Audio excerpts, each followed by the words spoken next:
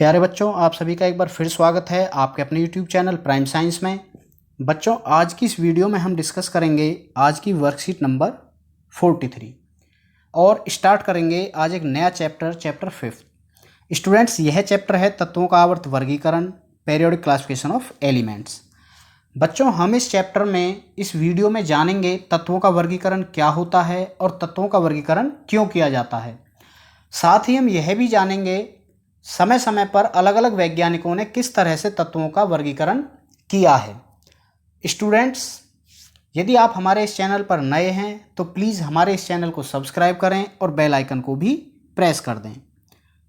बच्चों, हमने class 9th में पढ़ा था कि हमारे चारों तरफ जो भी पदार्थ हैं वो 3 अवस्थाओं में उपस्थित होते हैं, या तो वे तत्व, मिश्रण या फिर यौगिक के रूप में हमारे चारों तरफ उपस्थित रहते हैं। हम बात करते हैं तत्वों की। तत्व क्या होते हैं? बच्चों, तत्व ऐसे पदार्थ हैं जो एक ही प्रकार के अणुओं से मिलकर बने होते हैं, जैसे सोडियम, सोना, मैग्नीशियम, चांदी आदि।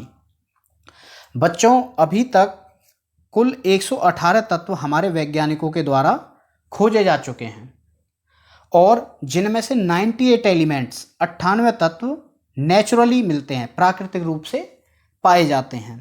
तो बच्चों, अब आइए बात करते हैं, समझते हैं कि वर्गीकरण की आवश्यकता क्यों होती है। बच्चों, जैसा हमने अभी पढ़ा, 118 तत्व खोजे जा चुके हैं। बच्चों, 118 तत्वों की जो प्रॉपर्टीज़ हैं, केमिकल प्रॉपर्टीज़ हैं, फिजिकल प्रॉपर्टीज़ हैं, और मतलब इनके जो भी गुण हैं उनको याद रखना, उनके बारे में स्टडी करना बहुत ज़्यादा आसान नहीं है। ये एक बहुत डिफ़िकल्ट काम है। तो बच्चों, इस काम को आसान बनाने के लिए, इसको अच्छे से याद रखने के लिए इनको कैटेगराइज किया गया है। इन तत्वों को समान गुणों के आधार पर अलग अलग समूह में रखा जाता है, जिसके कारण इनके बारे में याद करना, इनके बारे में स्टडी करना बहुत ज़्यादा आसान हो जाता है और व्यवस्थित भी हो जाता है, जिससे हम अच्छी तरह से इनके बारे में स्टडी कर पाते हैं। तो बच्चों, इसलिए तत्वों का वर्गीकरण किया जाता है। स्टूडेंट्स, अब हम पढ़ते हैं कि तत्वों का वर्गीकरण कैसे किया गया, किस आधार पर इनके गुणों को, किन गुणों के आधार पर इनको एक समूह में रखा जाता है। तो बच्चों, इसके लिए समय समय पर अलग अलग वैज्ञानिकों ने इनका वर्गीकरण किया, जिसमें से हम कुछ प्रमुख वैज्ञानिकों का वर्गीकरण के बारे में यहाँ पढ़ेंगे। सबसे पहले हम पढ़ते हैं डोबेराइनर के बारे में। स्टूडेंट्स, डोबेराइनर एक जर्मन साइंटिस्ट थे जिन्होंने 1817 में इन तत्वों का वर्गीकरण किया। बच्चों, डोबेराइनर ने उस समय जो खोजे गए तत्व थे उनको बढ़ते हुए परमाणु भार के अनुसार क्रमवार लगाया, मतलब बढ़ते हुए परमाणु भार के अनुसार उनको एक के बाद एक रखा, और इस तरह से उन्होंने 3 समूह बनाए, जिन्हें हम डोबेराइनर का त्रिक भी कहते हैं। बच्चों, क्वेश्चन पूछा जाता है डोबेराइनर का त्रिक क्या है, तो हम कह सकते हैं कि डोबेराइनर ने बढ़ते हुए परमाणु द्रव्यमान के आधार पर तत्वों को रखा, समूह में रखा, जिससे हमें 3 समूह प्राप्त हुए, जिसे हम डोबेराइनर का त्रिक कहते हैं। बच्चों, इस डोबेराइनर के त्रिक में आप देख सकते हैं 9 तत्व हैं, 3 समूह हैं और 3 समूह में 3-3 तत्व हैं। तो बच्चों, अब इसमें हम पढ़ते हैं कॉमन ऑब्जर्वेशन क्या निकल के आई कि जो त्रिक के मध्य वाला तत्व था उसका परमाणु भार अन्य 2 तत्वों के परमाणु भार का माध्य था, मतलब एवरेज था। देखिए, इसको समझते हैं कैसे। जैसे एक त्रिक है, ये एक समूह जिसमें लिथियम है, सोडियम और पोटेशियम है।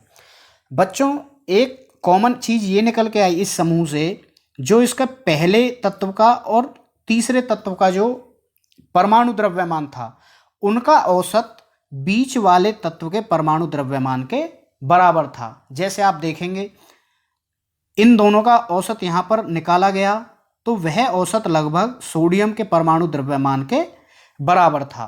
ऐसा ही गुण इस दूसरे त्रिक में और ऐसा ही तीसरे त्रिक में देखा गया। लेकिन बच्चों, जो ये डोबेराइनर का त्रिक था, ये तत्वों के वर्गीकरण के लिए पर्याप्त नहीं था। ऐसा क्यों? बच्चों, ऐसा इसलिए था क्योंकि उस समय पर जो खोजे गए तत्व थे उनमें से केवल डोबेराइनर 9 तत्व को ही तीन समूह में वर्गीकृत कर पाए। उसके अलावा जो अन्य तत्व थे उनको ये वर्गीकृत नहीं कर पाए। तो सबसे बड़ी ये इनकी कमी थी, जिसके कारण इस पद्धति को, इस वर्गीकरण को आगे के लिए एक्सेप्ट नहीं किया गया। तो स्टूडेंट्स, ये जो कमियां थी डॉबर-राइनर त्रिक की, या हम कह सकते हैं सीमाएं थी, लिमिटेशंस थी, इनको भी हमें याद करना जरूरी है, क्योंकि क्वेश्चन सीबीएसई में ऐसा ही पूछा जाता है। या तो पूछा जाएगा डॉबर-राइनर की त्रिक क्या थी, या ये पूछा जाएगा डॉबर-राइनर की सीमाएं क्या थी। तो सीमा ये थी कि वो केवल 9 तत्व को ही इसमें वर्गीकृत कर पाए। बच्चों, इसके बाद एक जो वैज्ञानिक थे न्यूलैंड्स ने भी एक सिद्धांत दिया जिसे न्यूलैंड का अष्टक सिद्धांत कहा जाता है। इस सिद्धांत के अनुसार इन्होंने जो भी उस समय खोजे गए तत्व थे, उस समय बच्चों लगभग 56 तत्व खोजे जा चुके थे, 56 तत्व थे। उन 56 तत्वों को यहाँ पर टेबल में एडजस्ट किया, वर्गीकृत किया। देखिए कैसे इन्होंने भी बढ़ते हुए परमाणु भार के अनुसार ही क्रमवार उन तत्वों को व्यवस्थित किया। और बच्चों, इन्होंने एक इसमें कॉमन प्रॉपर्टी जो इनको मिली वो ये थी कि जो पहला तत्व था, जैसे हाइड्रोजन यहाँ आप देखेंगे, उसकी प्रॉपर्टी अपने से अगले जो 8वां तत्व था, जैसे फ्लोरीन आप देख रहे हैं, उससे मैच करती थी। मतलब यदि हम फिर दूसरे की बात करें तो 9वें से, और तीसरे की बात करें तो 10वें से मैच करती थी। मतलब पहले तत्व अपने से अगले 8वें तत्व से उसकी प्रॉपर्टी मैच करती थी। इसीलिए इसको जो संगीत का अष्टक होता है, जिसमें आपने सुना होगा सा रे गा मा पा धा नी के बाद दोबारा सा आ जाता है, तो ये जो सा है ये पहले वाले, मतलब पहला और 8वां जो है वो मैच करता है। इसी तरह से इन पहले और 8वें तत्व के गुण भी मैच कर रहे थे। तो बच्चों, ये था न्यूलैंड का अष्टक सिद्धांत, लेकिन इसमें भी कुछ कमियां थीं। आइए उन कमियों को एक बार समझते हैं। सबसे पहले इसमें जो कमियां थी, पहली कमी जो थी वो ये थी कि जो हमने पढ़ा कि भाई पहला जो तत्व था उसके गुण 8वें तत्व से मिलते थे, वे केवल कैल्शियम तक ही फॉलो होते थे। कैल्शियम के बाद जो पहले तत्व का गुण था वो 8वें तत्व से मिलना बंद हो गया। तो सबसे बड़ी कमी ये थी कि वो केवल कैल्शियम तक ही फॉलो होता था। दूसरा है स्टूडेंट्स, आप इसमें देखेंगे जैसे कोबाल्ट और निकिल, यहाँ पर आप देखिए इन्होंने कोबाल्ट और निकिल दोनों को एक साथ ही एक स्लॉट में रखा, जबकि ऐसा पॉसिबल नहीं है कि कोई भी दो एलिमेंट्स बिल्कुल सेम प्रॉपर्टीज वाले हों। ऐसे ही इन्होंने यहाँ सीजियम और लैंथेनम को रखा। तो ये दो बड़ी कमियां इनकी अष्टक में थी। इसके बाद स्टूडेंट्स, इसमें एक कमी और थी। जैसे आप यहाँ देखेंगे इन्होंने आयरन को यहाँ ऑक्सीजन और सल्फर के साथ रखा। ऑक्सीजन और सल्फर क्या हैं? अधातु हैं। उन अधातुओं के साथ इन्होंने धातु को रखा, तो ये एक सही समूह नहीं था। ऐसे ही यहाँ पर hydrogen, fluorine, chlorine, in non metals के साथ इन्होंने कोबाल्ट और निकिल को यहाँ पर एडजस्ट किया, यहाँ पर वर्गीकृत किया। तो स्टूडेंट्स, ये भी एक इनकी कमी थी कि इन्होंने असमान गुणों वाले तत्वों को भी एक समान समूह में रखा। नेक्स्ट है स्टूडेंट्स, जब इन्होंने ये वर्गीकरण किया उस समय 56 एलिमेंट्स थे। इन्होंने केवल इन 56 एलिमेंट्स का ही इसमें वर्गीकरण किया।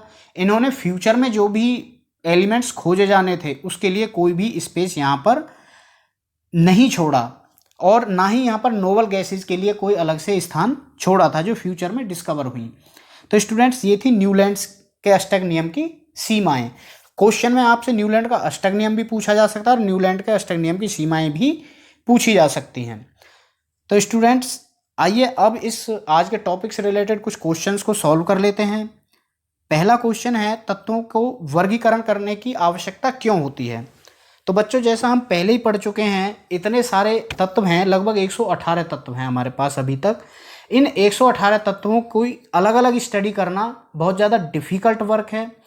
उनके गुणों को याद रखना बहुत ज़्यादा टिपिकल है, इसलिए हम उनको अलग अलग समूह में कैटेगराइज कर लेते हैं, वर्गीकृत कर लेते हैं, जिनसे उनके बारे में स्टडी करना आसान हो जाता है।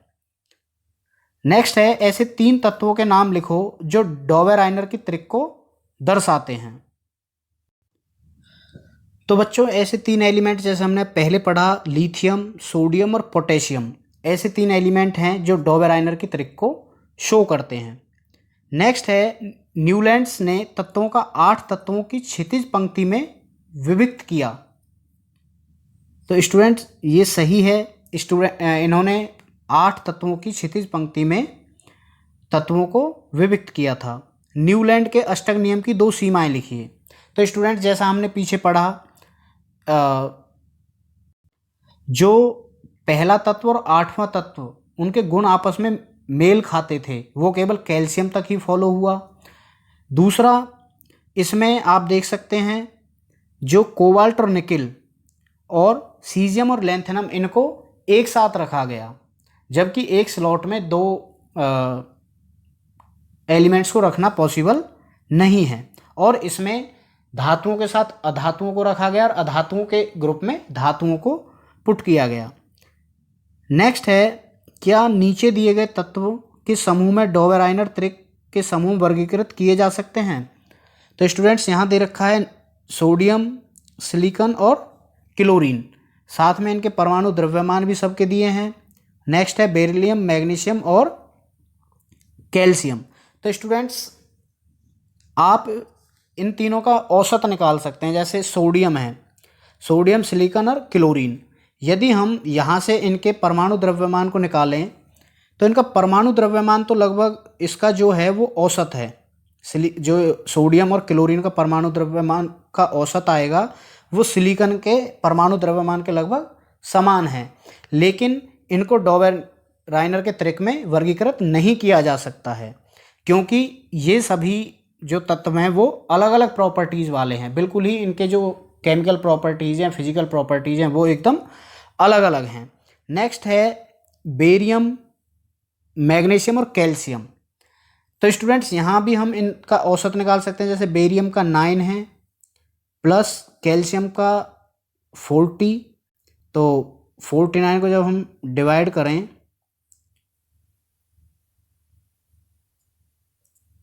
तो हम मैग्नीशियम का जब देखेंगे 24।